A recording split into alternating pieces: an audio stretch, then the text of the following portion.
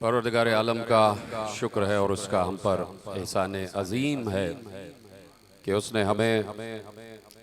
उन बंदों की मारिफत अता फरमाई है कि जिनकी मारिफत न हो तो खुद उन बंदों का खालिक भी पहचाना नहीं जा सकता। तो खालिक कभी कभार जब ये निज़ाम बना दे कि किसी को पहचानो ताकि हम पहचाने जाएं, तो इसलिए ज़रूरी है कि जब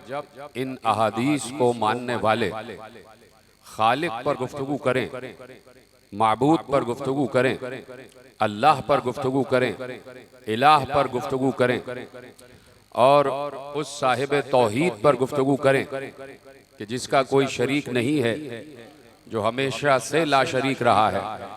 तो जब भी ऐसी ज़ात पर बात की जाए तो कभी भी बराह रास्त अल्लाह पर गुफ्तगू ना हो, इसलिए कि वो बराह रास्त कभी समझ में आ ही नहीं सकता। लिहाजा जब अल्लाह ने ये कदगन लगा दी, मैंने जानबूझ के लफ्ज़ इस्तेमाल किया कि जब अल्लाह ने ये कदगन लगा दी, ये पाबंदी लगा दी कि जब तक इन मुस्तफ़ा, मुर्तज़ा और मुज्तबा बंदों की मारिफत न हो तो तुमने अगर इनके बगैर किसी माबूद को पहचाना है तो वह माबूद तुम्हारा बनाया हुआ होगा, वो असले माबूद नहीं होगा। अगर इनके बगैर किसी माबूद पर बात हो रही है और अल्लाह पर बात हो रही है तो यकीन फरमाएं कि फिर वो गुफ्तगू तौहीद की गुफ्तगू नहीं है, फिर वो गुफ्तगू अल्लाह पर गुफ्तगू नहीं है, फिर वो गुफ्तगू वहदानियत पर बात नहीं है। इसलिए कि बहुत से तारीख के गोशे ऐसे गुजरे कि जहां लोगों ने ला इलाहा इल्लल्लाह तो कहा,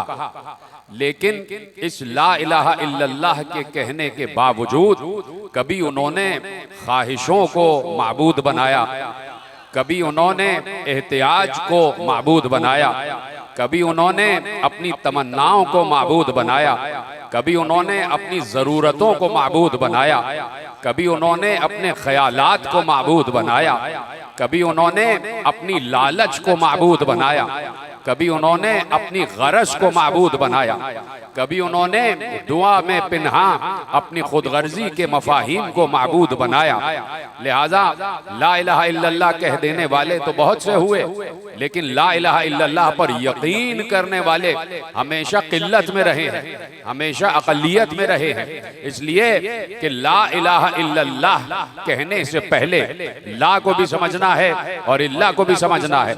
जब ला आ जाए कि नहीं है तो इस ला में अपने आप को भी शामिल करना पड़ता है कि मैं अपने माबूद के सामने कुछ नहीं हूँ।